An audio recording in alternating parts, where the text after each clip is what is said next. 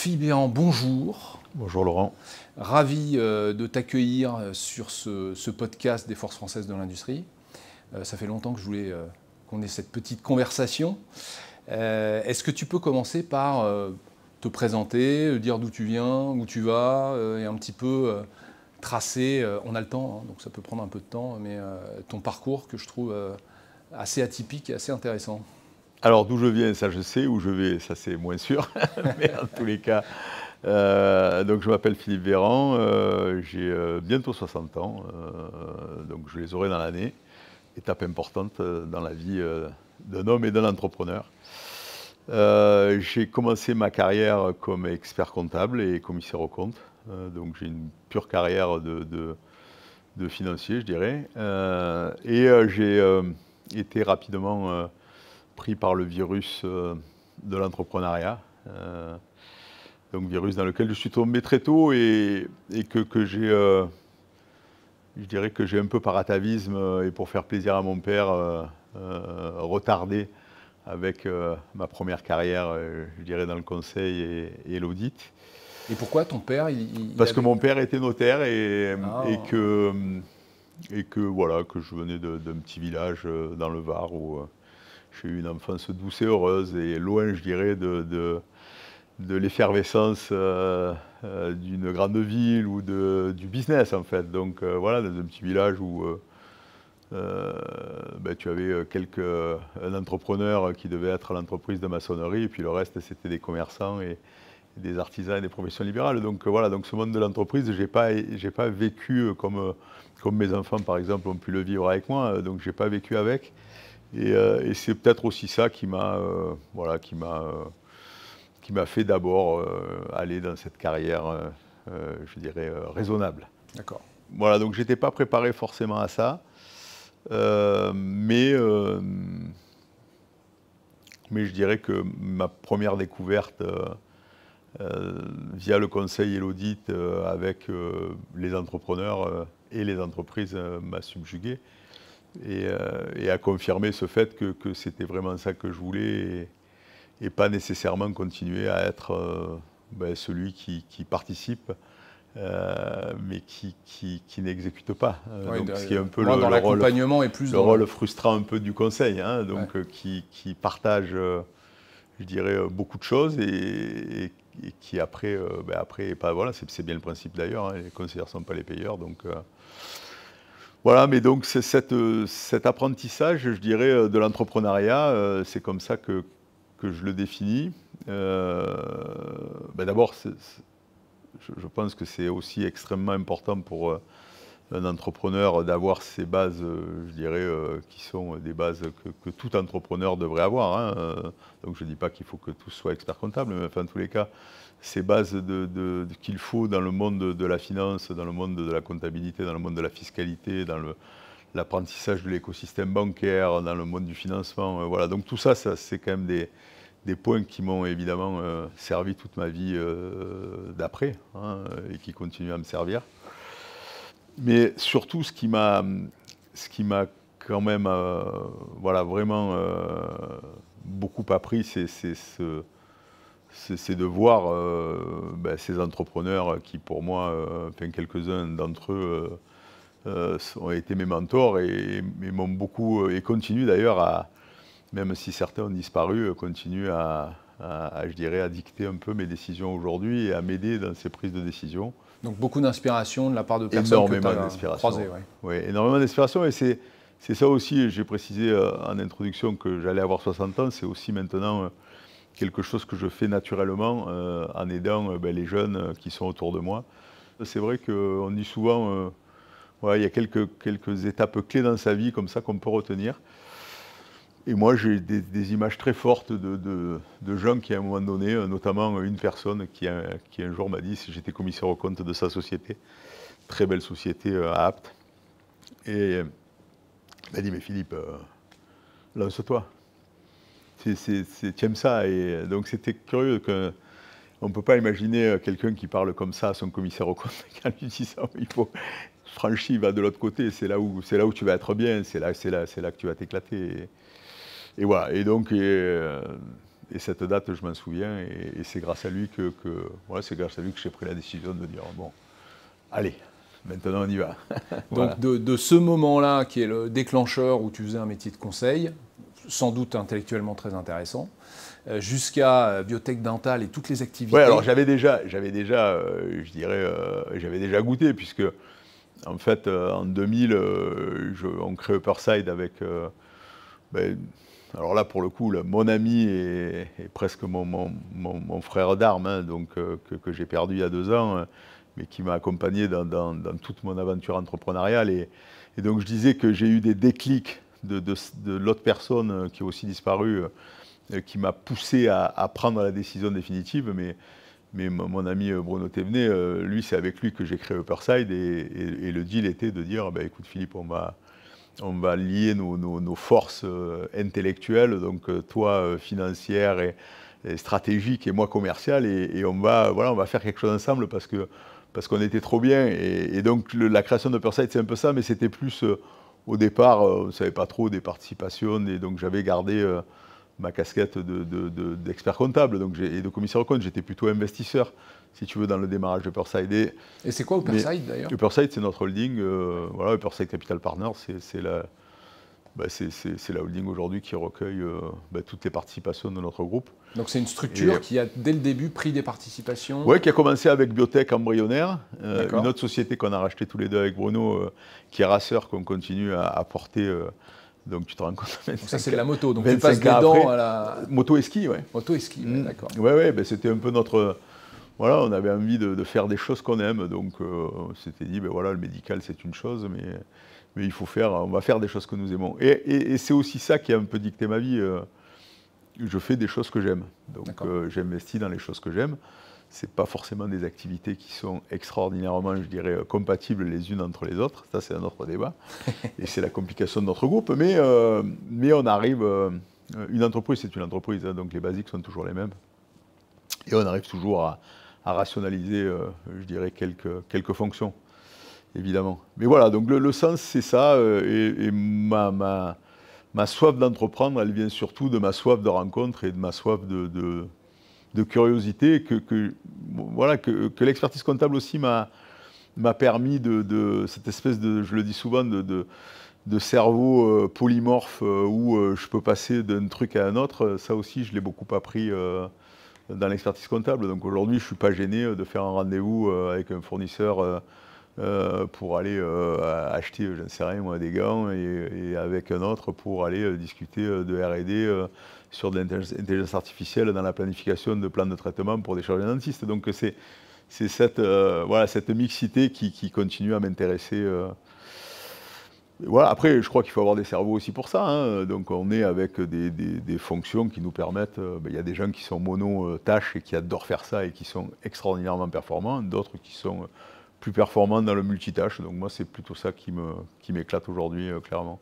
Et alors donc justement, ta holding, elle est là pour prendre des participations. Donc première participation, c'est Biotech Dental. Oui, Biotech et Racer, oui. Tu peux nous raconter un peu justement comment ça s'est fait, Biotech Dental? Alors d'abord, Biotech au départ, c'est Biotech International, donc avant de s'appeler Biotech Dental.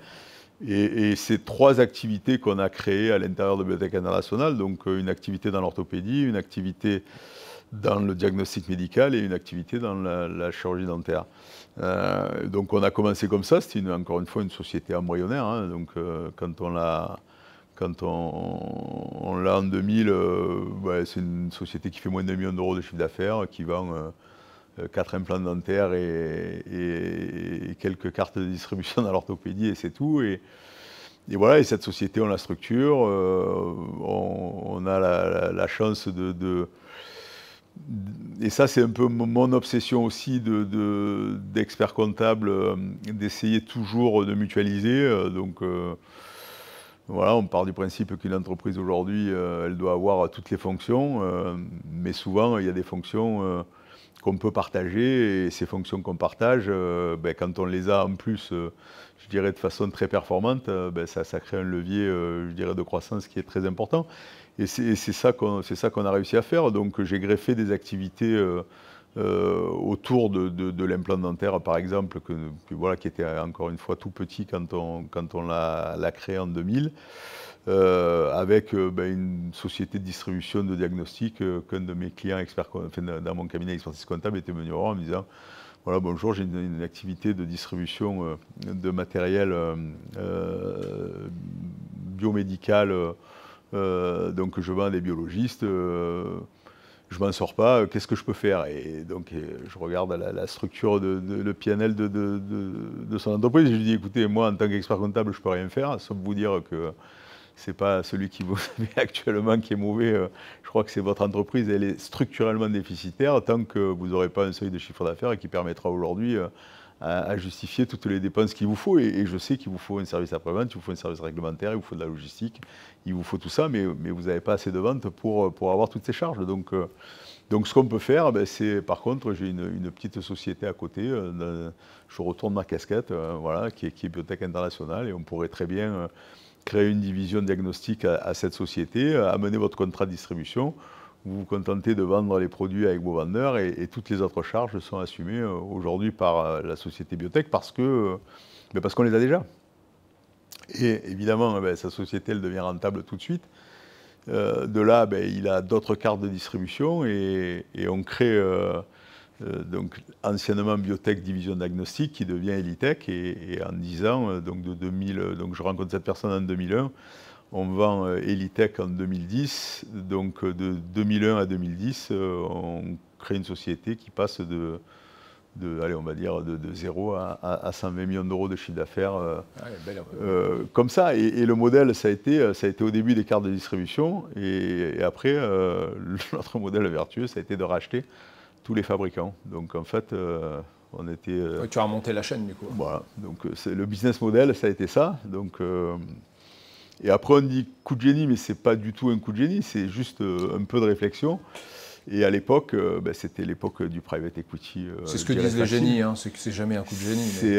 Non mais souvent on me dit, Elitech, mais comment vous avez pu faire ça comme ça dans un monde où au final j'étais pas du tout spécialiste et alors j'étais associé évidemment après avec un biologiste qui était l'homme de l'art, mais encore une fois l'idée c'est vraiment venu dire voilà, on a des contrats de distribution, je vais en racheter un, puis deux, puis trois, et puis après on a racheté tous les contrats de distribution qu'on avait, et d'une société nationale, on est devenu une société internationale, voire même complètement internationale, puisqu'on faisait plus de business avec les boîtes qu'on a rachetées aux États-Unis que ce qu'on pouvait en faire en France. Donc, et un contrat de distribution, tu peux peut-être expliquer ça pour les gens qui ne comprennent pas?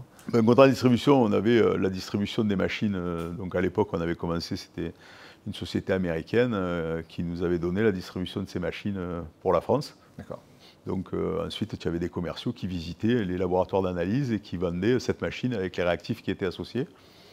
Donc assez classique. Et voilà, donc on a racheté cette compagnie.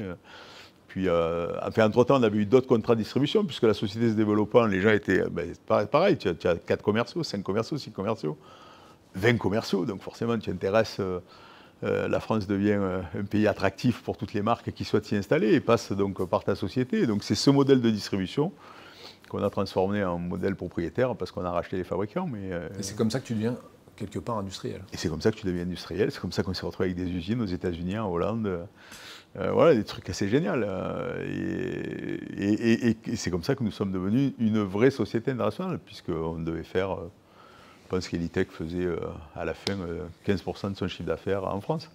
Et tout le reste était fait à l'international. Donc c'était c'est une très très belle aventure. Société que j'ai vendue en 2010, donc voilà, ça aussi, les reventes permettent derrière de réinvestir. Et c'est toujours ce qu'on a fait. Donc mon associé et moi, on n'a toujours fait qu'enrichir, je dirais, notre entreprise. Donc ça aussi, quand on parle aujourd'hui des ETI et des sociétés familiales concrètes, alors nous on est sur la première génération. Alors, ETI, entreprise de taille intermédiaire. Entreprise de taille intermédiaire, donc que nous sommes devenus. Voilà, on n'a pas les mêmes prérogatives, je dirais, aujourd'hui que les sociétés multinationales cotées ou qui appartiennent au fond à personne. Et donc ces grosses sociétés familiales, elles ont quand même des vocations à se développer par la richesse qu'elles créent. Donc ça, c'est une vraie culture, je dirais, des entrepreneurs et des familles donc qu'on peut rencontrer et que je rencontre autour de moi, où voilà, on sent bien que la vertu, c'est d'enrichir la compagnie et ce n'est pas d'enrichir l'actionnaire. C'est très différent des modèles aujourd'hui des sociétés cotées où on ne parle que d'enrichissement de l'actionnaire. Donc si on parle d'enrichissement de l'actionnaire et de servir l'actionnaire, c'est d'abord du très court terme. Donc c'est là aussi où les ETI sont intéressantes parce qu'elles ont une vision plus long terme et c'est aussi ces prérogatives financières qui sont qui sont différentes, je dirais, des sociétés cotées, qui font qu'on peut avoir des plans d'investissement ou des plans de retour sur investissement beaucoup plus longs. Et toi qui voyages beaucoup, qui as des activités à l'international, là nous on a regardé aux Forces françaises de l'industrie, on publie pas mal sur ce sujet. Il y a une spécificité, il y a une sorte d'anomalie française, hein, c'est que on a des grands groupes très performants, plutôt on a un nombre de champions internationaux au niveau des grands groupes qui est exagéré par rapport à la taille de notre économie. Par contre, on manque d'entreprises intermédiaires, donc ces entreprises familiales. Est-ce que tu as une explication, toi, qui pourrait nous faire comprendre pourquoi il y en a moins en France qu'en Italie, en Allemagne, peut-être même aux États-Unis, que je connais moins? Ouais, d'abord, je pense qu'il y a la culture. Je pense qu'il y a plusieurs points. Tout à l'heure, on parlait de culture de l'entrepreneuriat et culture de l'entreprise. Et tu vois, je parlais de ma propre culture. Donc moi, par exemple, je suis un mauvais exemple. Je n'ai pas été fait pour être entrepreneur. Donc ce qui veut bien dire qu'à mon époque, il y avait beaucoup de personnes qui étaient comme moi aussi.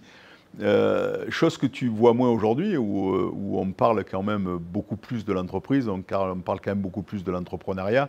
Donc je trouve que ça, c'est plutôt un bon point et c'est quelque chose qui risque de corriger aussi pour le futur, donc ce manque peut-être d'entreprises ou de grosses entreprises. Donc dans la culture assez tôt, avec une vision. Oui, je pense qu'aujourd'hui c'est quelque chose qui est en train de changer et ça c'est tant mieux. Ouais. Et c'est très bien. Donc nous on avait plutôt une vue, voilà, je trouve à mon époque, qui n'était pas nécessairement très mise en avant et même dans les écoles de commerce. Hein, donc si on reprend aujourd'hui les écoles de commerce telles qu'on a pu les vivre à notre époque et les écoles de commerce aujourd'hui, sincèrement, le discours est très différent. Donc et pareil, en école de commerce avant, quand tu sortais, tu allais travailler chez Ernst & Young ou chez L'Oréal ou chez TF1. Aujourd'hui, les écoles de commerce, c'est plutôt celui qui va créer son entreprise pendant l'école de commerce. Ouais, donc on parle du mythe, l'idéal du grand groupe, voire même de l'administration. Et ça, c'était très culturel, oui, tout à fait. Et je pense que ça a vraiment changé ces dernières 30 années et c'est très bien. Donc ça, c'est aussi une des raisons pour lesquelles on a peut-être moins de tissus, je dirais, ETI que ce que peuvent en avoir nos voisins européens. Le deuxième, donc, qui est aussi, je dirais, une corollaire du premier, hein, dans la culture, c'est qu'on n'a pas à gérer la problématique de la transmission. Parce que ce n'est pas non plus quelque chose qui était le cœur du problème en France. Dutreil, Dutreil c'est nouveau. Hein, donc c'est Renaud Dutreil qui a mis en place le pacte Dutreil pour justement permettre donc, aux héritiers de grandes entreprises de pouvoir accéder à ces entreprises-là sans les vendre. Donc ça, c'est une première étape. Mais oui, parce que toi, tu constatais, notamment j'imagine en tant qu'expert comptable, que beaucoup de personnes vendaient à des fonds. Quoi. Mais complètement, vendaient à des fonds ou à des concurrents ou à ce que tu veux. Mais enfin, en tous les cas, ne continuez pas l'aventure sur une deuxième génération parce que ce n'était pas possible de la gérer fiscalement.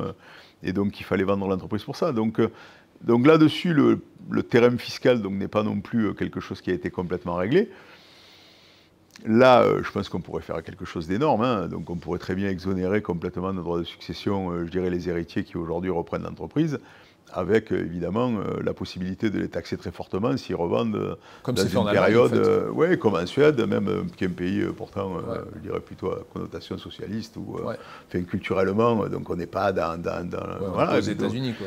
Et sans parler des États-Unis, où là, les choses sont beaucoup plus claires. Même la Belgique aussi. Donc, il y a beaucoup de pays comme ça qui ont décidé que la transmission d'un bien aussi important que peut l'être une entreprise ne devait pas être taxée comme peut l'être une maison ou comme peut l'être de l'argent, why not. Donc, oui, et puis ce que tu dis, c'est intéressant, c'est-à-dire que transmettre à ses enfants pas de taxe ou une taxe minimale. Hein. Oui. Par contre, je vends un fonds d'investissement, je vends à quiconque, là je suis taxé parce que ça sort de la famille. Bien sûr. Voilà. Et ça, effectivement, ça règle le problème de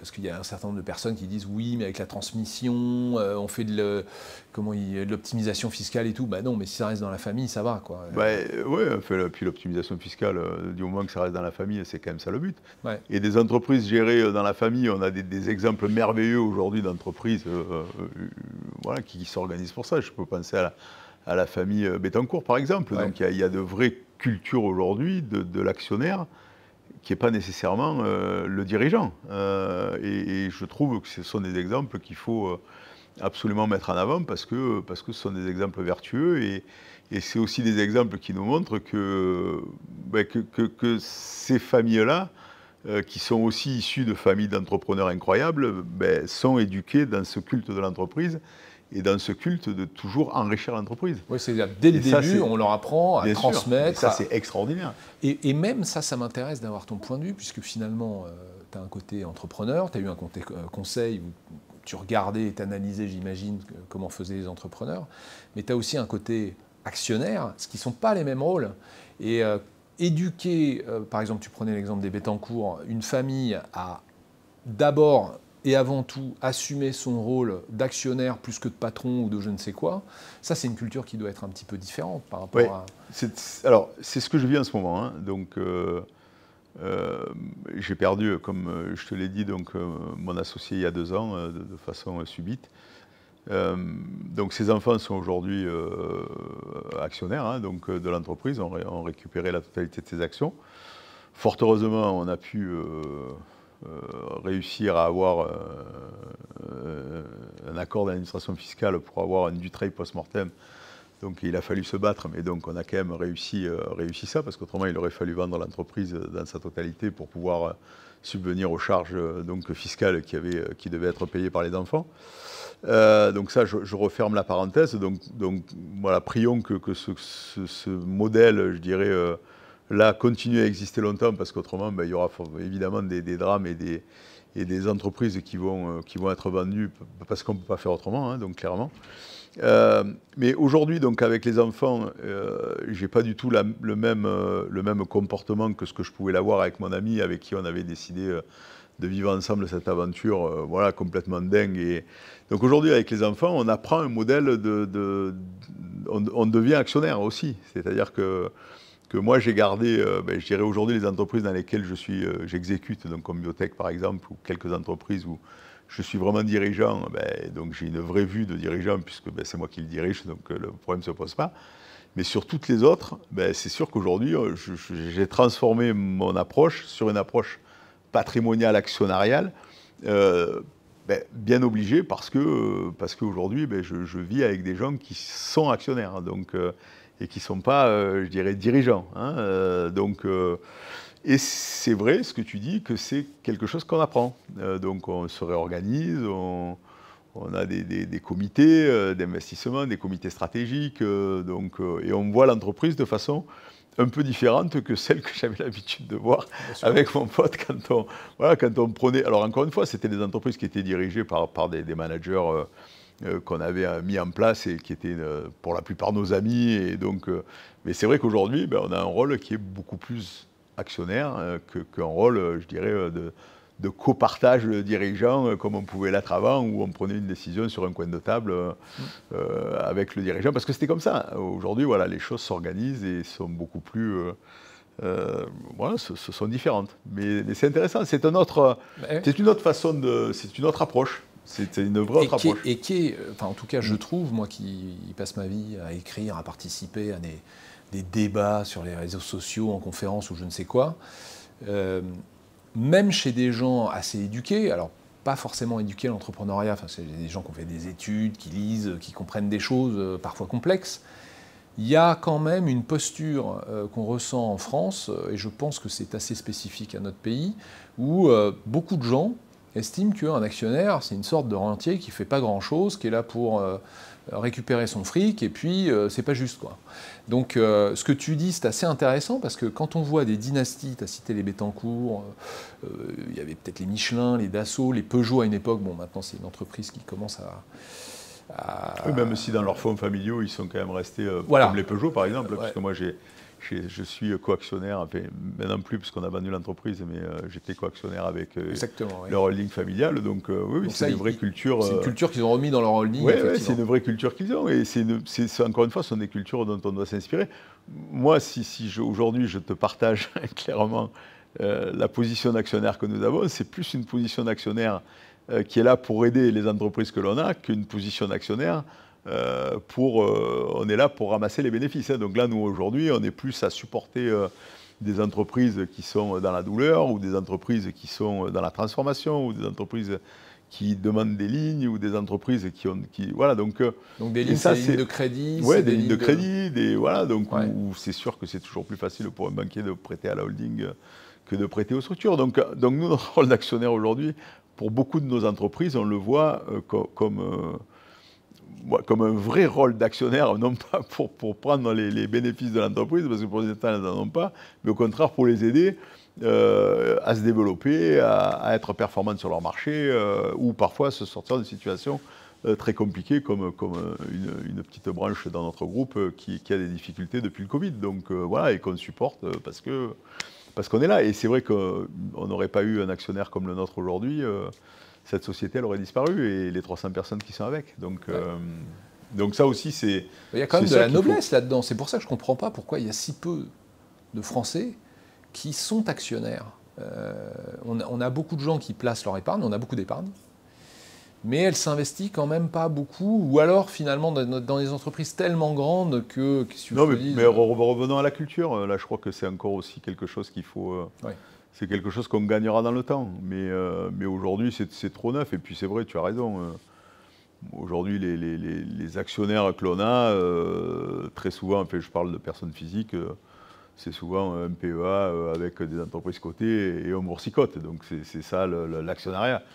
Alors ça en est, bien sûr, mais ce n'est pas l'actionnariat aujourd'hui où je vais investir dans une PME. Et puis après, même aussi, aujourd'hui, je le vois, moi, et ça aussi, c'est l'expert comptable souvent qui parle, hein, je me suis retrouvé dans des sociétés où il y avait 350 actionnaires, et parce que le mec avait mis 2000 balles dans l'entreprise, tu avais l'impression qu'il était le nabab à qui il fallait remettre. Voilà, donc il y a ça aussi, quand je parle de culture, il faut aussi avoir la décence de savoir ce qu'est un entrepreneur et de savoir aussi ce qu'est un actionnaire et quelle est la part au final de l'importance de l'actionnaire par rapport à l'entrepreneur. Oui, savoir rester à sa place. Bien sûr, donc voilà, donc encore une fois, tout ça ce sont des choses qui s'apprennent, qui se cadrent, qui se calent, mais c'est vrai que là c'est un vrai problème de culture, et encore une fois, les pays où, que ce soit le Canada ou les États-Unis, où tu sais que les fonds de pension retraite sont investis dans les entreprises,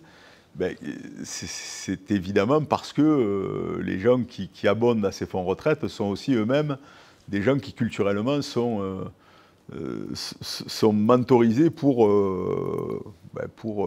comprendre qu'une entreprise, ça peut avoir de la valeur un jour, pour ça il faut investir, mais par contre demain ça peut en perdre, donc que cette notion de risque, elle existe et qu'elle est connue. Et chez nous, la seule chose que les gens connaissent à peu près de l'entreprise ou dans ce type d'actionnariat, c'est que tu investis un, il faut avoir 10. Mais dans la vraie vie, c'est pas comme ça que ça se passe. Donc voilà, donc il y a une vraie éducation à apporter.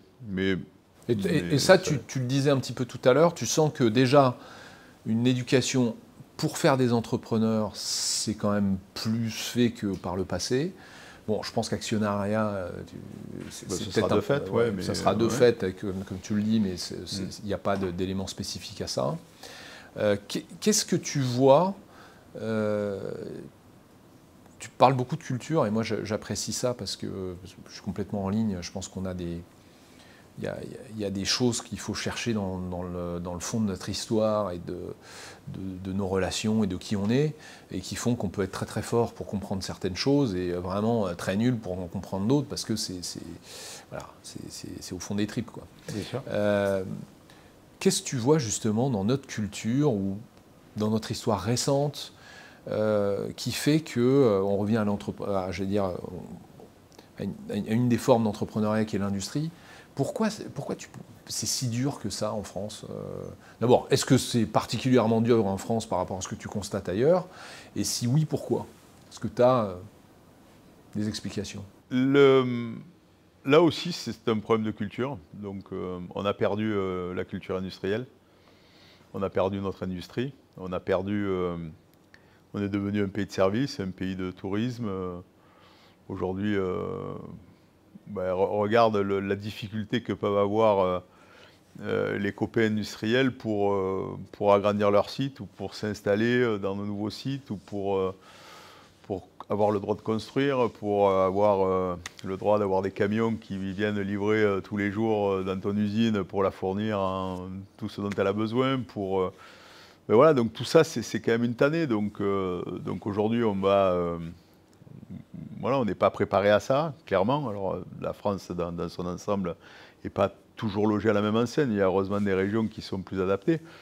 Mais déjà, donc il y a ça. Hein, donc clairement, je pense que l'industrie aujourd'hui, ça emmerde tout le monde. Hein, oui, c'est-à-dire qu'il y a vraiment, là, ce que tu dis, c'est qu'on a perdu l'acceptation, quoi. Bien sûr. Donc ça, c'est quelque chose qu'on n'aime plus. Ça, c'est le premier point. Deuxième point, toujours pareil sur l'éducation. On n'a plus forcément trop d'exemples aujourd'hui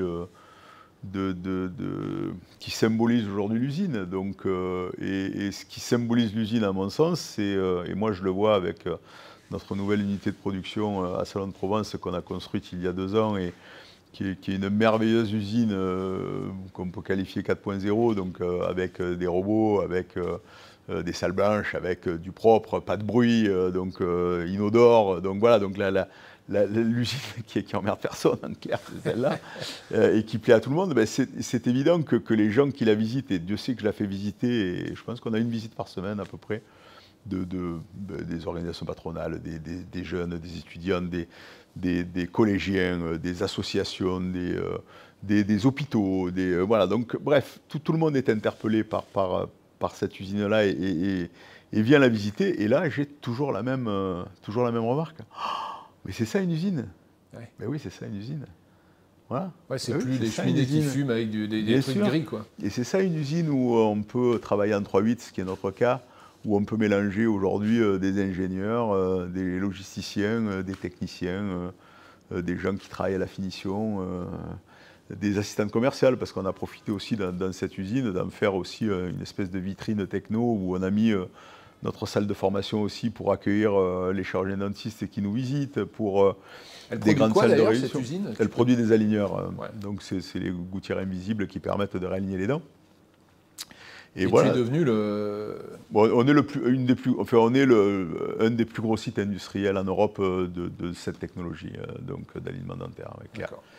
Donc il n'y a pas 36 sites industriels comme ça aujourd'hui dans le monde. Hein, même donc là, tu fais partie des leaders très clairement. Oui, clairement. Et c'est à Salon de Provence. Et c'est à Salon de Provence. Ouais, et on a fermé très récemment notre unité de production. On avait une petite unité de production aux États-Unis qu'on a fermée parce qu'elle n'était pas au niveau. Et donc on a centralisé toute la prod aujourd'hui à Salon de Provence. Donc il y a quand même des compétences dans des vraies compétences. Clair, des vraies compétences. Nous, on a une vraie compétence qu'on a acquis autour de l'impression 3D. Autour de tous les métiers de la 3D, puisque la 3D, je dirais, c'est juste une finalité. Donc il y a aussi toute la conception, l'intelligence artificielle, enfin, tous les outils qu'on utilise aujourd'hui pour pouvoir fabriquer. C'est de la techno, une usine. C'est que de la techno. Ouais. Donc, chez nous, en l'occurrence, c'est que de la techno. Mais c'est aussi de la finition. C'est des gens qui voilà, quand ils sortent leur gouttière, c'est un dispositif médical qui va dans la bouche du patient, qui doit être fait au micron, donc qui doit avoir une précision absolue, qui ne doit pas blesser, qui doit être parfait. Donc voilà, donc il y a aussi des petites mains qui sont là, qui font un boulot de dingue. Donc à chaque niveau, à chaque étape, on a des gens extraordinairement importants, et à la fin, c'est pour soigner des patients. Donc c'est aussi très noble. Et notre mission, c'est créateur de sourire. Donc c'est aussi quelque chose qui motive l'ensemble de la chaîne dans son importance. Il y a du sens, il y a de l'excellence. Du mélange, c'est un vrai lieu de rencontre. Moi, je suis un anti-télétravail, donc l'entreprise, pour moi, c'est le lieu où les gens se rencontrent. Donc je suis peiné, ou j'étais peiné de voir voilà, mon entreprise vide quand il y avait le Covid. J'étais peiné de voir qu'ensuite, il a fallu voilà, que les gens gardent 2 jours de télétravail, parce que, mais non, voilà, donc aujourd'hui, c'est des choses qu'on a arrêtées chez nous, parce que, d'abord par respect de mes gens de la prod, mes gens de l'usine, voilà, qui viennent travailler le dimanche, qui travaillent la nuit, qui travaillent les jours fériés, parce que la prod, ça ne s'arrête pas.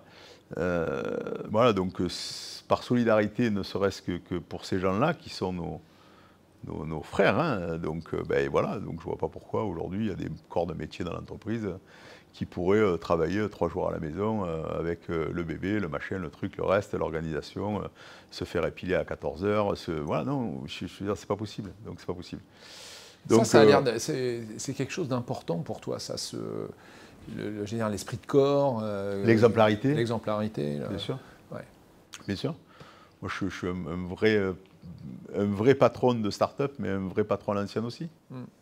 Et voilà, je sais aussi diriger des jeunes sur des entreprises à mission, parce que je sais que dans les nouveaux métiers, ben voilà, aujourd'hui, quand tu as des entreprises où tu emploies des gens en Tunisie, en Espagne, en Tchécoslovaquie, en France, et sur des thématiques où c'est de l'informatique, de l'IA, ben c'est évident que je ne peux pas demander la même chose à toutes ces personnes-là qu'aujourd'hui à mes comptables, mes gens de la R&D, voilà, qui eux, habitent dans le coin, et je vois pourquoi ils ne viendraient pas travailler, je dirais, au siège ou à l'usine, et rester chez eux. Donc c'est très différent, encore une fois, de nouveaux métiers ou de nouvelles entreprises où on peut adapter des modes de fonctionnement différents. Enfin, je ne suis pas complètement campé sur... je dis juste que je ne peux pas mélanger toutes les choses. Voilà, aujourd'hui, je ne peux pas mélanger, encore une fois, mes sujets IA avec mes sujets prod, R&D, affaires réglementaires, comptables, juridiques. Voilà, où ça, voilà, pas pourquoi vous n'avez pas tous travailler au même endroit. Et vous vous embrassez le matin, vous buvez le café ensemble, vous allez faire du sport, vous travaillez, vous parlez, vous échangez. Voilà, c'est l'entreprise, c'est un lieu de rencontre magique. Et c'est un lieu d'ascenseur social, c'est un lieu où c'est fabuleux, fabuleux. Nous, combien de couples on a dans l'entreprise, combien de bébés biotech on a, mais c'est merveilleux. Bien sûr, bien sûr. Je trouve que le fait d'être sociabilisé dans ton entreprise, c'est quand même un des premiers rôles de l'entreprise, et c'est aussi une des premières briques de notre société. Donc il ne faut pas que ça s'échappe, il ne faut pas que ça se perde. Non, mais c'est intéressant parce qu'effectivement, à l'époque où on a un mode de management de fumeux qui sort par semaine dans les grandes écoles, fait aussi du bien d'entendre qu'il y a quand même des fondamentaux, quoi. Oui, mais ces fondamentaux, ils ne sortent pas je dirais, d'une rigidité intellectuelle exacerbée. Ils viennent juste d'une analyse. Et aujourd'hui, cette analyse me fait dire que une société aujourd'hui, je le vois dans des sociétés dans lesquelles on a investi, où aujourd'hui les gens se parlent en visio, se comprennent pas, se connaissent pas, se sentent pas, se touchent pas. C'est pas du tout la même chose. Et t'as pas de... Il se passe rien en fait, clairement. Donc il se passe rien. T'imagines, les gens se voient une fois par mois, c'est presque leur team building.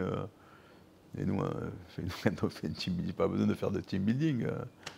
Nous, le team, il y est le team. Donc, tu peux aller faire un match de foot. Tous les midis, toi. Mais bien sûr, je veux dire, on n'a pas besoin de ce team building.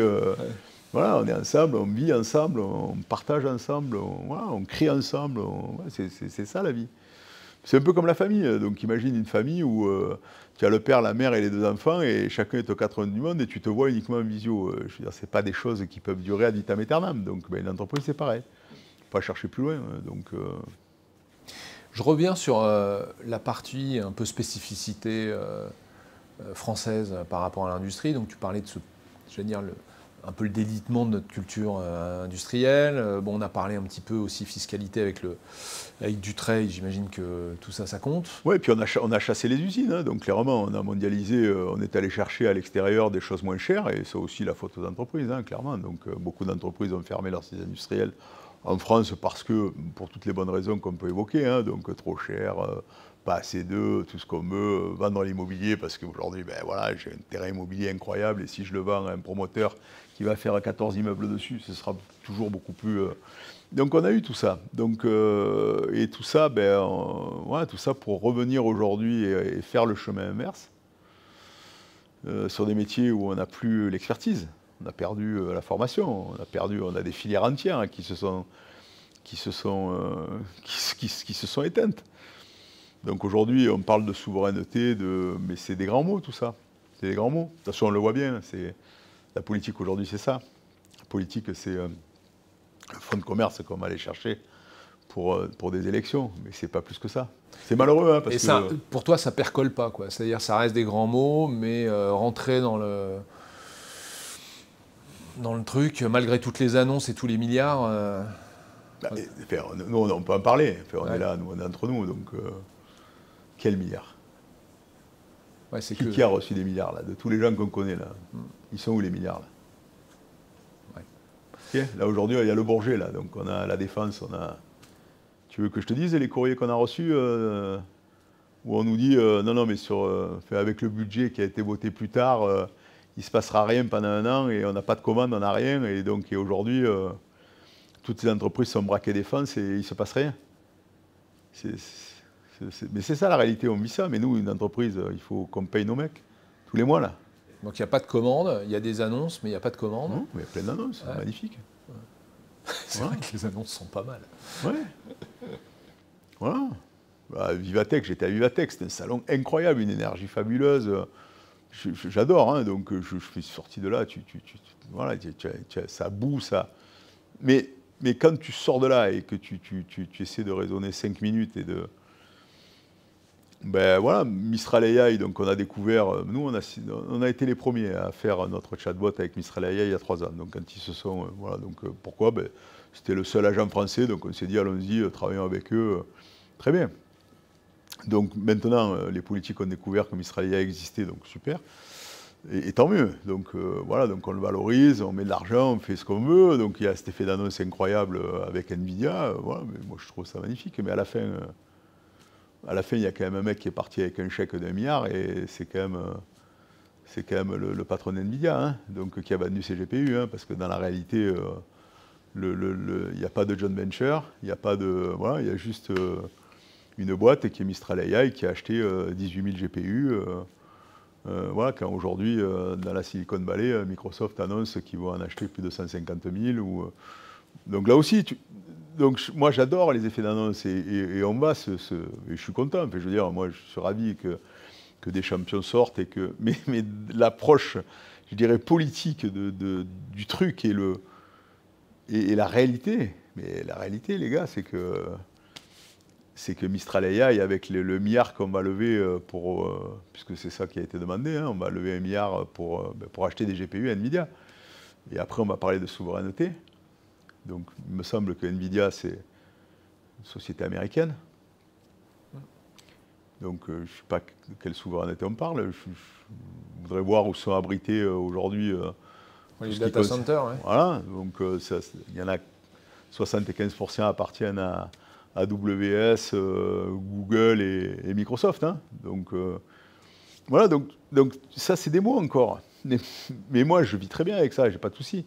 Mais pourquoi aller... Oui, parce que ça crée de la déception. Pourquoi aller aujourd'hui faire ça alors qu'on n'a pas besoin de faire ça? Vivatech, c'est un salon merveilleux. Il y a l'énergie, on y est, ça s'est vu, c'est magnifique. Voilà, ce qu'a fait Lévy, c'était fabuleux, il a été visionnaire, comme toujours, j'allais presque dire. Mais pourquoi aujourd'hui se raccrocher à des choses sur des effets d'annonce où quand tu compares à la réalité, donc c'est juste de la clientèle politique. C'est vous vous rendez compte, on a signé un truc d'1 milliard, mais tu n'as rien signé d'1 milliard, on a acheté des GPU, avec l'argent qu'on va lever. C'est un peu pareil pour les usines, c'est-à-dire qu'entre les annonces d'usines et celles qui sortent vraiment de terre, est-ce que toi tu vois, là j'étais il n'y a pas très longtemps avec Laurent Sabatucci qui est aussi membre FFI, lui il construit des entrepôts logistiques, des usines, donc moi j'aime bien lui poser des questions, parce qu'à un moment on dit ouais, elles sortent et pas, alors il m'a dit quand même, il y en a qui sortent, mais on a du mal à avoir des stats, parce que on a les effets d'annonce, enfin on a les annonces, on n'a pas nécessairement après X années, il y a eu des complications, finalement le projet ne s'est pas fait, ou il n'y a pas eu l'argent, ou on ne sait pas. Toi, ta perception... Moi, je vais juste te donner mon exemple. Donc pendant le Covid, on est confinés, avec ma femme, on travaille beaucoup, on réfléchit beaucoup, et j'ai dit, il faut qu'on construise cette usine. Voilà, aujourd'hui on est à l'étroit, là on est fermé, on est là, il faut réfléchir, on va construire cette usine. On sort du confinement, vous ne savez pas, 2 mois de chiffre d'affaires perdu, on ne savait pas où on était, mais voilà, on sort avec un projet. Heureusement, j'avais un terrain, donc ça c'était déjà bien, hein, j'avais une réserve foncière, donc c'est pour ça aussi que j'ai pu aussi rapidement construire mon usine. Financement, donc en gros, avec tout ce qu'il y a dedans, 15 millions forcément, usine merveilleuse, plus grande, à l'époque, plus grande usine européenne donc d'aligneurs, voilà, donc techno, donc on est vraiment dans le cadre de... Voilà, on inaugure, Macron fait une petite vidéo parce qu'il ne pouvait pas être là, mais voilà, magnifique, le préfet, les politiques, donc tout le monde, super. Et à la fin, on me dit, mais alors, vous avez été aidé de combien là, dans tout ça là? France 2030. France 2030, 130 000 € de subventions promises. Et puis, tu sais comment ça marche, hein, quand on crée l'usine, on dit ben, c'est telle structure, après dans les faits, ça en est une autre. Et c'est vrai que les services financiers, quand ils font le dossier France 2030, ils mettent un SIRET qui n'est pas le SIRET au final de la boîte qui aura investi. Dans notre groupe, il y a 250 sociétés, hein, donc on avait le droit de se tromper d'un SIRET. Hein. Pas de subvention. Mauvais SIRET, pas de subvention. BPI, truc chouette, tout le truc comme ça. Mais j'ai mon encart France 2030 et tout le monde qui est venu pavaner. Je m'en fous, tu vois, c'était même pas 130 000 sur 15 millions, qu'est-ce qu'on en a à foutre, hein, c'est pas ça qui a dicté mon truc. Mais une logique administrative qui casse un peu tout, là. Très décevant. Ouais. Très décevant. Si demain je vais fabriquer mon usine aux États-Unis, dans des États qui veulent te recevoir, ils vont t'exonérer d'impôts, de charges, de machines, de trucs, de tout ce que tu veux, ils vont te financer, ils vont te trouver, et toi tu fais ton truc dans ta ville, dans ton machin, et personne ne te donnerait, parce que tu n'as rien demandé à personne non plus, clairement, mais et le seul dossier que tu fais, tu ne l'as pas, donc parce que tu t'es trompé de numéro SIRET. Ouais. Voilà. Et alors justement, tu parles des États-Unis qui ont mis quand même en place l'IRA, hein, qui est une solution, dont tout le monde dit c'est hyper simple à activer. Comment tu vois, parce qu'eux aussi subventionnent quand même, mais il y a une différence de culture que tu viens de souligner.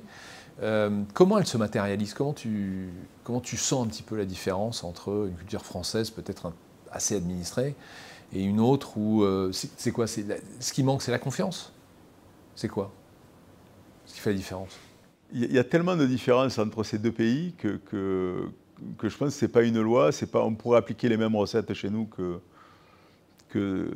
tu vois, je vais reparler de notre éducation et d'abord, nous, on est un vieux peuple, hein, donc on a une vieille histoire et on est fiers de notre histoire, donc de nos bâtiments, voilà. Eux, ils n'en ont pas, hein, donc ils ont 250 ans, donc ils ont été créés par des gens qui ont tous été virés de leur pays et qui sont allés s'installer sur la terre promise, où ils ont ratatiné aussi, en gros, les Indiens qui étaient présents.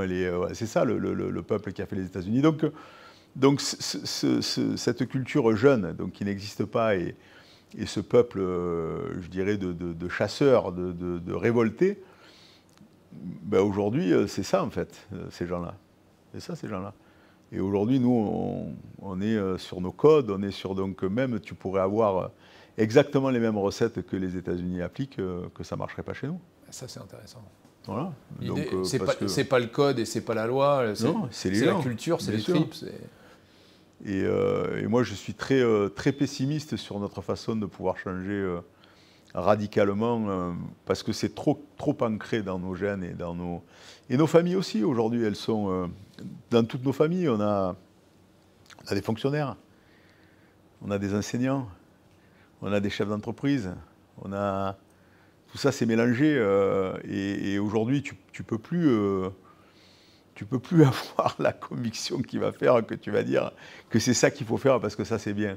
Non, mais oui, mais tu sais que donc là il faut tempérer. Donc tu vois, on le voit dans les réunions familiales, on le voit au fond aujourd'hui, on n'a même plus de discussion politique parce que ça aussi c'est des choses qu'on a interdites. En 50 ans, on a délité tellement de choses dans notre éducation. Et donc aujourd'hui, il n'y a plus de mots, tout est non-dit. Voilà. Ouais, mais aux États-Unis, c'est l'inverse. Aux États-Unis, tu vas te castagner pendant les élections entre les démocrates et les républicains, et puis après, tu te castagneras de plus rien. Nous, aujourd'hui, dans l'entreprise avec qui on est partenaire, moi, je ne sais rien, il y a autant de démocrates que de républicains, je ne sais même pas ce qu'ils sont. Mais ce que je sais, c'est que quand ils doivent voter, ils vont voter. Quand ils doivent soutenir, ils soutiennent, mais après, ils sont America First, quoi. Donc c'est fini. Tu parles pas de Trump, tu parles pas tu parles de rien, tu parles de boulot, tu parles de business, tu as gagné de la thune, alors tu as fait quoi alors ton fils a fait Harvard, machin, nous, chez nous, tu dis, alors ça, aujourd'hui, les enfants, on a le droit de dire que nos enfants, parce que ça, c'est un peu le culte, mais autrement, tu vas jamais dire ce que tu as gagné, tu vas jamais dire ce que tu as, tu vas jamais dire ce que tu fais, mais tu vois, et eux, tout ça est naturel de... Alors, c'est des caricatures, mais c'est des caricatures qui sont tellement importantes après dans le résultat ou dans ce qu'on peut... Et pareil, pour des gens à manager, c'est une simplicité à manager. Règles. Plan, bonus. Ouais. Je suis le meilleur, j'ai eu mon cadeau, j'ai mon beau truc. Tu vois, chez nous, tu fais ça, les mecs, ça les fait rire. Ouais. Ils sortent avec leur truc, mais ils sont hyper fiers. Leur bandeau, leur truc, leur casquette, tu vois, le manager du mois, tout ça, c'est fini. C'est trop... Nous, on est trop intello, trop... Et alors justement, tu avais fait une tribune, tu avais fait une interview dans la tribune où tu revenais des US au moment où nous, on était en crise de Trump. Tu as les crises de foi et les crises de Trump. Je ne sais pas lequel est plus grave. Mais en gros, on avait une focalisation absolue sur ce qui s'y passait, les tarifs, les machins. Et toi, tu as dit, non mais attendez les amis, on est en train de partir en psycho sur quelque chose qui nous dérange plus, nous, que... Oui, c'est-à-dire que là-bas, c'est pas un sujet. Eux le vivent, mais c'est un non-dit où donc, en gros, c'est pas ça qui dicte leur vie de tous les jours. Mais pareil, je veux dire, en quoi ça dicte notre vie de tous les jours? Ou de la même façon, pourquoi est-ce qu'aujourd'hui, et c'est ce que je disais à plein de copains patrons, quand on n'avait pas voté le budget, mais je disais, mais les gars, maintenant vous êtes des grands spécialistes de l'Assemblée nationale et de ce qui s'y passe, enfin, nous, on se crée des problèmes extraordinaires. Donc là, il y a la guerre Iran-Israël, donc on va aussi... En fait, on va trouver toutes les causes, mais toutes les causes, on aura tous les jours des causes géopolitiques, macroéconomiques qui vont faire que... Voilà, c'est vrai qu'aux États-Unis, ils ont cette espèce de pragmatisme qui fait que le matin, quand ils se lèvent, c'est pour faire leur boulot et gagner leur journée, et nous, on devrait se contenter de ça aussi.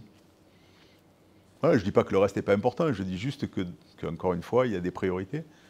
Et il ne faut pas que ces priorités, on les perde, parce qu'après, voilà, aujourd'hui, tu vas avoir des entreprises qui n'investissent plus, des clients. Moi, c'est ce que j'ai dit, là, on a réuni 500 dentistes à Marrakech, et dans mon discours d'intro, j'ai fait un discours géopolitique sur voilà, toutes les vicissitudes de notre monde aujourd'hui, et puis juste après, j'ai dit, maintenant, on va parler du monde entier.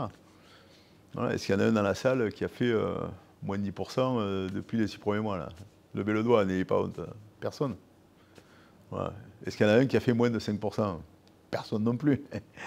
Donc c'est quoi la réalité? La réalité, c'est que tout va bien. Bon, on a le droit. Là, on est entre nous. On va se dire que tout va bien dans notre industrie, dans notre monde, nos clients, nos machins, nos trucs. Mais voilà, des gens qui ont mal aux dents, ils ont toujours mal aux dents, ils vont se faire soigner les dents, et puis c'est comme ça. Donc, mais très bien. Voilà. Donc pourquoi aller geler aussi notre industrie aujourd'hui en disant, oh là là, je n'investis pas parce que... Non, mais pourquoi? Pourquoi tu ne vas pas changer ton siège? Pourquoi tu ne vas pas changer ton scanner intraoral? Pourquoi tu ne vas pas changer... Parce qu'il y a la guerre en Ukraine. Mais tu vas trouver 12 milliards de causes si tu penses à ça. Donc voilà, il faut remettre un peu les gens dans la réalité. Parce que même quand il ne se passe rien, même ces gens-là, ils sont tétanisés. Et c'est pareil, c'est ce que je dis à mes copains patrons. Je dis que les grandes entreprises arrêtent d'investir parce qu'elles donnent toutes les bonnes raisons, très bien. Mais nous, quelle raison on a? Nous, si on n'investit pas aujourd'hui, là regarde, moi si je n'avais pas fait mon usine après le Covid, là, j'aurais tout raté. J'aurais pas fait mon alliance avec les US, j'aurais tout raté. Donc il y a vraiment des décisions qui doivent être prises parce que c'est le moment de les prendre. Et il n'y a pas voilà, et quand il n'y a pas OK, bon, oui, il y a des trucs pourris qui se passent partout dans le monde. Oui, là, il va falloir qu'on apprenne à vivre avec, parce que ça risque d'être comme ça pendant un petit moment. Voilà, c'est comme ça. Mais ça, c'est très intéressant, parce que finalement, tu illustres ce qu'on disait sur les ETI, les entreprises de taille intermédiaire, et de dire, voilà, il y a un patron qui est là, qui a une vision long terme, qui a la main sur son budget, il n'est pas obligé tous les 4 matins d'appeler Wall Street ou je ne sais pas quoi pour faire une annonce, et du coup, bon. Oui, du coup, ils prennent leurs décisions et ils investissent. Voilà. Et heureusement, voilà, heureusement qu'il y a les ETI, heureusement qu'il y a les PME. Il nous en faut plus, du coup, parce qu'on n'en a pas assez, quoi. Oui, il nous faut, bien sûr. Déjà, avant de créer des ETI, on va déjà faire des PME. Donc, voilà, et il y en a beaucoup des PME aujourd'hui, on va les aider à grandir. Les ETI aussi ont le droit Alors comment on fait ça? Pour prendre une PME et l'aider, il faut de l'argent, il faut du temps, il faut des conditions, il faut des entrepreneurs? Ouais, il faut aussi sortir des codes. Combien tu as eu de gens autour de toi qui t'ont parlé du seuil psychologique des 50 salariés? Ouais. Des milliers. Ouais. Voilà. Ouais. Ouais, c'est vrai qu'on a des effets de seuil qui fait que Voilà. on va avoir un CE. Donc tu vas garder ta boîte à 49 personnes toute ta vie parce que derrière, tu vas pas... C'est ça le truc? Ouais. Ouais, change de métier. Mais c'est pas... Voilà, donc cassons les codes. Voilà, cassons ces codes. Donc ça existe. C'est fait ainsi.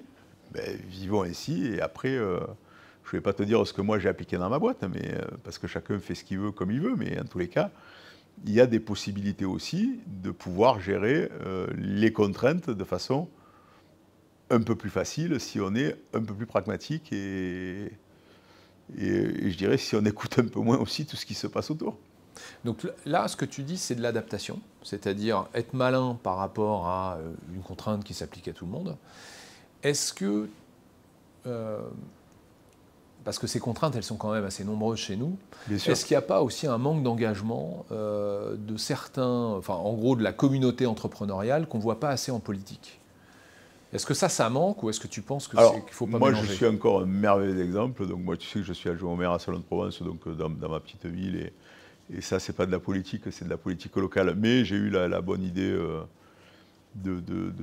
voilà, c'est vrai que j'ai été un fan de Macron des premières heures. Voilà, donc, j'ai vécu cette campagne en 2016, parmi les premiers à créer En Marche avec lui. Et y croire pour renverser la table, croire à un monde où les politiques allaient pouvoir changer quelque chose. Mais à le revivre aujourd'hui. Alors je revivrai l'aventure parce qu'elle était magnifique, mais je ne revivrai pas en tant que patron ce que j'ai pu vivre, moi, et ce que ça m'a coûté. Donc on ne peut pas mélanger aujourd'hui la politique avec l'entreprise. Donc ça, c'est une règle. Donc, et c'est une règle d'or et que je connaissais avant parce que d'autres s'y étaient prêtés et frottés. Et encore une fois, c'était pas bien de le faire. Quand tu le fais toi, tu dis non mais moi c'est pas de la politique que j'ai fait. Et c'est vrai que moi c'était pas de la politique que j'ai fait. J'ai juste participé à un mouvement de façon très proactive. Mais après, quand Macron par exemple m'avait demandé d'être député, c'est pas moi qui ai été député. J'ai mis quelqu'un pour être député et qui a été député. Moi j'ai été député suppléant, c'est tout ce que j'ai été. Donc il n'était pas question que je fasse autre chose que ça.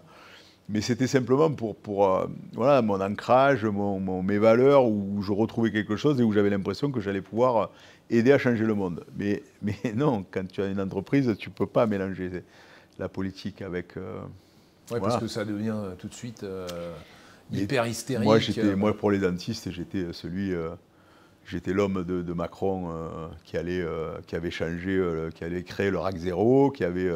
plus pas de bol, le ministre de la Santé, il s'appelait Véran aussi, donc tu vois, donc, ouais. Voilà, qui a dit que c'était mon frère, mon cousin, qui a pensé que c'était moi, tu vois, bon, bref, donc stop. Donc pas conseillé, donc est-ce que les entrepreneurs doivent faire de la politique? Non. Et alors ça fait pas qu'à la fin, du coup, on a une Assemblée nationale, un Sénat, où il y a finalement assez peu d'entrepreneurs. Mais c'est pas le problème, il faut pas faire. Toi, tu penses que c'est pas le problème? Non, il faut pas faire. Mais il faut pas faire parce que c'est comme ça, et puis voilà, on a d'autres moyens de pouvoir aider, faire passer des idées, travailler avec nos députés, travailler avec nos sénateurs, travailler avec... Et ça, toi, tu penses quand même qu'il y a de l'écoute là-dessus, il y a, que ce soit dans l'administration, que ce soit au niveau... Non? Pour moi, c'est un monde perdu d'avance. Donc, ouais. Donc, où tu fais ce qui s'est passé en Tunisie, là, quand il y a eu le printemps arabe et ils ont appelé 50 chefs d'entreprise pour aller faire un gouvernement pendant 2 ans et remettre le pays à flot, why not? Donc on dit, ben, ok, on a 2 ans pour redresser le pays, on fait un gouvernement d'entrepreneurs et on y va, pourquoi pas? Mais tu me diras, avec ce que Musk a fait aux États-Unis, je ne sais pas si c'est bien de mettre les entrepreneurs ici aujourd'hui. Non mais tu vois, je ne sais pas, est-ce qu'on serait capable aussi, j'en sais rien. Tu vois, c'est facile de dire, aujourd'hui on fera mieux que les politiques, on n'a jamais fait, donc pas savoir si on fera mieux ou moins bien, mais il faut peut-être essayer une fois. Mais enfin, en tous les cas, voilà, et puis on n'a pas eu non plus de brillants exemples d'entrepreneurs. Après, on n'a jamais eu des grands entrepreneurs, clairs, au sens... bon, on a eu Tapi, on a vu ce que ça a fait, il est resté ministre 15 jours, donc... ouais, et puis on a vu, c'est un bon exemple il ne faut pas mélanger la politique et les affaires, donc on voit ce que ça a donné. Puis après, tu as ta déclaration de patrimoine, tu as ton machin, ton truc, donc on va t'expliquer que tu as oublié une SCI, un truc, donc tu es un gros voleur, donc tu vas exposer ton patrimoine à tout le monde, et on m'a fait, bon, bref. Tout ça est fait aussi pour qu'à la limite, tu n'aies que des gens qui n'ont pas une thune, qui n'ont pas de passé, pas de ci, pas de là, pas de rien, et tu vois, on fait ça aussi, faut parler de choses crues, mais comment aujourd'hui tu peux imaginer que pour faire de la politique, il ne faut rien avoir pour être tranquille et pour dire, regardez, moi j'ai rien, donc tu vois, tu t'imagines, si je sais pas, je suis élu demain et les mecs vont me scruter mon truc en entier, vont dire, mais regarde-moi cet enfoiré, ce qu'il a eu, alors que, tu vois, j'ai démarré avec rien, quoi, donc...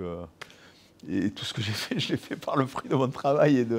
Et aujourd'hui, on va me le reprocher, mais c'est terrible, c'est assez abominable. Donc tu vois, ça c'est encore un problème d'éducation et de culture. Aux États-Unis, ils ont fait un gouvernement de milliardaires. Je ne sais pas si c'est bien ou pas bien, mais enfin, en tous les cas, tu vois, les gens qui ont gagné de l'argent, c'est aussi une exemplarité dans le sens réussite. Parce que c'est vrai aussi qu'il y a cet ascenseur social. Nous, chez nous, il existe moins. Donc ça aussi, je ne peux pas reprocher à nous. Il faudrait que n'importe qui de même puisse avoir la même égalité de chance pour réussir. Ce n'est pas le cas dans notre pays aussi, hein, il faut avouer. Ouais. Faut l'avouer. Un autre pays qui est plus discret, mais... La Suisse. C'est celui-ci dont tu parles ou... C'est pas celui-là. Parce que moi, le modèle aujourd'hui, c'est la Suisse. Oui, toi, tu peux... Ah, mais le modèle aujourd'hui, c'est la Suisse. Regarde, l'industrie. 25% du PIB. Mais regarde. Regarde, tu vas demander à n'importe qui aujourd'hui, la Suisse, on va te parler des banques. Mais quelles banques? Plus de secret bancaire en Suisse depuis très longtemps. Il n'y a plus de... La vraie richesse suisse, c'est son industrie. Industrie bancaire aussi, évidemment, mais son industrie avant tout. C'est un pays incroyable. Ah, moi, j'aime beaucoup. Beaucoup de travail, pas de chômage, des salaires très élevés, un prix des choses. La santé, ça coûte cher. L'école, ça coûte cher. Oui, très bien. Ça aussi, chez nous. Regarde la santé. Bon exemple. On peut aller cramer 15 000 euros dans un hôpital et sortir, et parce que pour attacher une boîte de Doliprane où il faut que tu payes 50 centimes, tu vas dire que c'est un scandale. Les Français n'ont pas de notion. Aucune notion.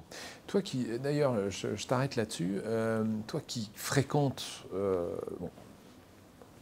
la société comme nous tous, les politiques comme nous tous, mais également tout le monde de la santé, de la sécu, de tout ça.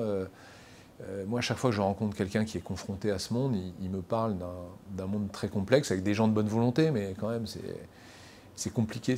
Comment tu vois ça, toi? Tu penses que, en nous comparant d'ailleurs à d'autres pays que tu peux connaître, on en est où? Aujourd'hui, prenons l'exemple des États-Unis. C'est un merveilleux exemple. Tu vas demander à un Français aujourd'hui, il va dire, mais regarde, nous, la chance qu'on a en France par rapport aux États-Unis.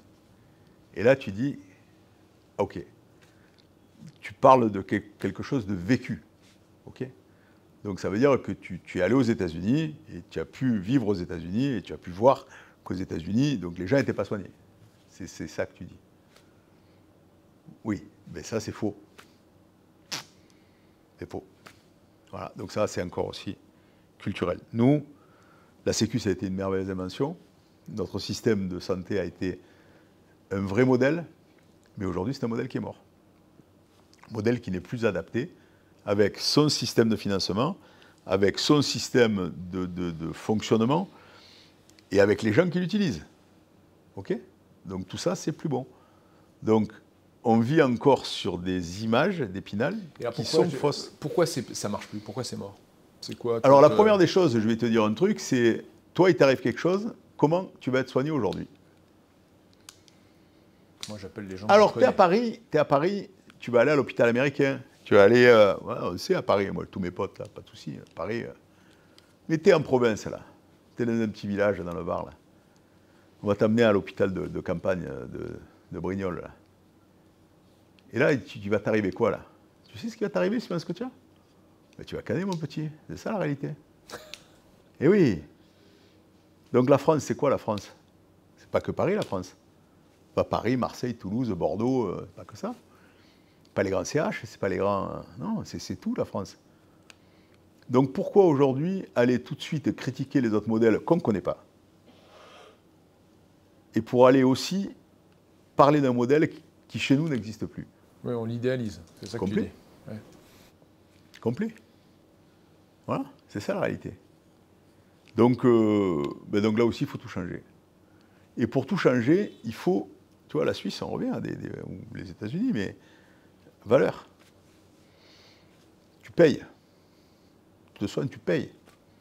Tu t'éduques, tu payes. Mais aujourd'hui, c'est ça. Regarde, notre école, c'est fabuleux. L'école publique, gratuite. Combien il y a de gens autour de nous là, qui envoient leurs enfants dans l'école publique? J'aimerais le savoir. Là. Même les enseignants du public, ils n'envoient plus leurs enfants dans le public. Tout le monde est dans le privé. Donc on a l'école publique gratuite, mais on paye pour nos enfants. Moi, je vois dans ma ville, les écoles privées, mais elles ont des listes d'attente incroyables. Les gens, tu ne peux pas recevoir les gens. Les gens ne veulent plus aller dans l'école publique. Tu trouves ça normal, toi? Moi, je ne trouve pas ça normal. Moi, je suis un gamin de l'école publique et mes filles aussi, qui ont fait aussi des grandes études et tout, école publique. Mais c'est fini, aujourd'hui c'est terminé. Donc c'est la mort d'un système. La santé c'est pareil. Tu vas aller à l'hôpital américain, mais tu ne vas pas aller à l'hôpital là, tu vas aller à l'hôpital américain. En premier, on va te dire, mais si tu connais, tu vas à l'hôpital américain.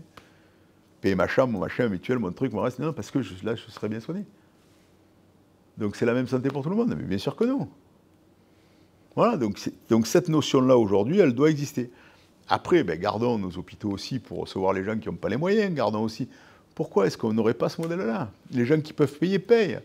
Et ayons quelque chose où on peut aller déduire dans nos impôts, on peut faire des dons dans les hôpitaux, on peut aider à ce que nos hôpitaux soient mieux, on peut aider à ce que les hôpitaux puissent acheter les dernières machines des dernières générations. Donc, tu vois, avoir ta plaque, comme quand tu rentres aux États-Unis et tu vois ton nom, tu as gagné beaucoup d'argent, tu vis dans cette ville et tu dis, tiens, je te fais un don de 100 millions et je vais construire un hôpital. Mais chez toi, tu voudrais le faire, que tu ne peux pas le faire. Mais ça, c'est américain. C'est comme ça. On en revient à la... Hein, j'ai mon nom sur mon truc parce que j'ai été le meilleur manager du mois. Mais c'est pareil. Tu vois, chez nous, c'est ça. Qu'est-ce qui a merdé, en fait? Parce qu'avant, ça fonctionnait très bien, ça. Pour toi, c'est... Mais c'est le modèle. Le modèle, aujourd'hui, a merdé parce que, regarde, on a de moins en moins d'actifs qui cotisent. On a de moins en moins d'actifs qui cotisent toujours plus. Pour de plus en plus de gens qui n'ont déjà pas beaucoup cotisé et qui profitent très longtemps du système, parce qu'on parle des retraites, mais il n'y a pas que la retraite. Hein. Prends la sécurité sociale. D'ailleurs, on n'en parle pas, mais la sécurité sociale, le déficit de la sécurité sociale, c'est abyssal. Donc si tu voulais résoudre un problème aujourd'hui, tu dis, je cut 40 milliards dans la sécu, dans les dépenses de santé, et il y a 40 milliards qui seront payés par les Français, tous les Français. Moi, je vais me payer encore plus. De toute façon, regarde, je veux dire, moi, sur mes salaires, mes machins, mes trucs, je touche du bois, je ne suis pas malade. Et si un jour je suis malade, j'espère que j'en profiterai, mais si je devais payer, je payerai. Mais en tous les cas, tout ce que j'ai donné aujourd'hui de mes cotisations, c'est pour les autres. Tout. Tant mieux. Je l'ai fait, pas de souci. Mais si c'est fait parce que tu soignes bien, parce que... Mais si aujourd'hui tout ça est fait pour que personne soit content à la fin, pas bien. Donc n'hésitons pas, là aussi, avoir des hôpitaux privés, des cliniques privées, des cliniques très chères, pour ceux qui veulent se payer des cliniques très chères. Pourquoi? Il y a des gens, ok, il y a des cliniques très chères aujourd'hui, tu vas en Suisse, tu as des cliniques très chères. Mais si tu as envie même si tu n'as pas beaucoup de moyens, que tu as envie de te payer ta clinique très chère. Aujourd'hui en France, tu ne pourrais pas. Tu vois, c'est ça aussi qui est... Parce que ce système est comme ça. Et alors, je te pose toutes ces questions qui sont adjacentes, hein, en fait, au sujet industriel, mais finalement qui sont complètement dedans, parce que quand on est obligé de sortir un produit, au bout d'un moment, il est en concurrence avec des produits qui viennent d'ailleurs et qui doivent eux-mêmes entretenir un système. Donc on en arrive, et moi c'est ça qui me stupéfie, hein, c'est on en arrive à parler de l'industrie et ce qu'il faudrait faire pour réindustrialiser, parfois sans parler du système. Alors on parle quand même du coût du travail, tu vois. Mais le coût du travail, il est fait comment? Bien sûr, il y a un salaire, hein, mais il y a aussi un certain nombre de cotisations, il y a un certain nombre de taxes, il y a un certain nombre de choses comme ça, et qui ne sont pas là simplement pour faire plaisir. Qui coûtent à l'entreprise et qui coûtent aux salariés. Exactement. Ah, donc, clairement. Et ça, c'est pour entretenir un système que tu viens de décrire et qui finalement coûte cher. On pourrait se dire, très bien, mais on sait pourquoi on paye, mais qui finit par dysfonctionner. Donc c'est pour ça que je pose toutes ces questions. Mais je pense qu'on devrait, parce que j'entends beaucoup de gens parler, et c'est vrai que dès qu'ils commencent à parler du système, ils disent oui, mais pour entretenir ce système dont on est si fier, mais à un moment, il faut quand même regarder ce système en face et dire, il y a des choses bien, mais il y a des réformes à faire. Et c'est pas parce qu'on réforme quelque chose, parce que ça aussi c'est un trait français, c'est commencer à dire, peut-être là on a été trop loin, c'est-à-dire, ah bon, tu veux qu'on fasse à zéro? Non, entre trop et pas du tout, il y a peut-être un truc à trouver. Regarde la Sécu, je veux dire, aujourd'hui c'est un bon exemple. Si tu dis déjà les arrêts de travail, tu dis les arrêts de travail aujourd'hui, parce que là c'est pareil, les arrêts de travail, c'est la profession médicale qui les donne. Donc, mais regarde aujourd'hui dans nos entreprises post-Covid, et ça c'est un fait majeur de toutes les boîtes, l'envolée des arrêts maladie que je classifierais d'injustifiés. Tu as un petit rhume, tu ne viens plus travailler, tu as un petit... voilà, c'est culturel. Donc, avant, on se faisait, après le Covid, là, on s'est fait les arrêts maladie, tu te rappelles, là, on faisait la déclaration automatique. Donc, ça, c'est... Mais les gens sont restés dans ce système-là aujourd'hui. Et il n'y a plus cette notion d'effort, cette notion de dire je vais aller bosser, parce que si je ne vais pas bosser, c'est mon petit collègue de travail qui va faire le taf à ma place. L'entreprise ne va peut-être pas pouvoir livrer. Tu vois, toute cette... ce qu'on appelle conviction, ce qu'on appelle respect, ce qu'on appelle politesse, éducation, tout ce que tu veux. Ben, tout ça, c'est un peu perdu. Donc ça, il faut cutter. Aujourd'hui, tu dis, ben voilà, si je n'ai pas un arrêt de maladie de 5 jours, je ne vais pas bosser. Autrement, tu enlèves tes jours, tu es absent, et puis tu n'es pas payé, et puis c'est comme ça. Ou tu le déduis de tes congés payés, et puis c'est très bien. Mais tu ne peux pas continuellement venir peser sur l'entreprise, faire peser comme ça et sur tes collègues, donc forcément, et derrière à la Sécu, parce que derrière, c'est encore la Sécu qui va payer.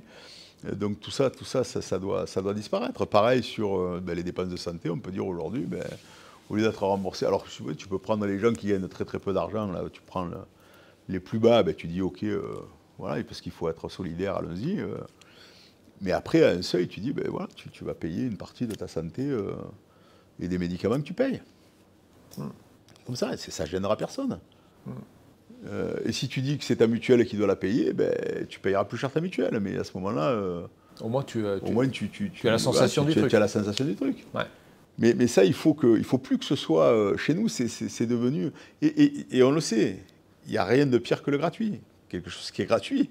Ouais, pas de valeur. Pas de valeur. Ouais. Et la santé chez nous, regarde les dents, on a beaucoup gueulé, nous, chez les dentistes, et ils ont raison.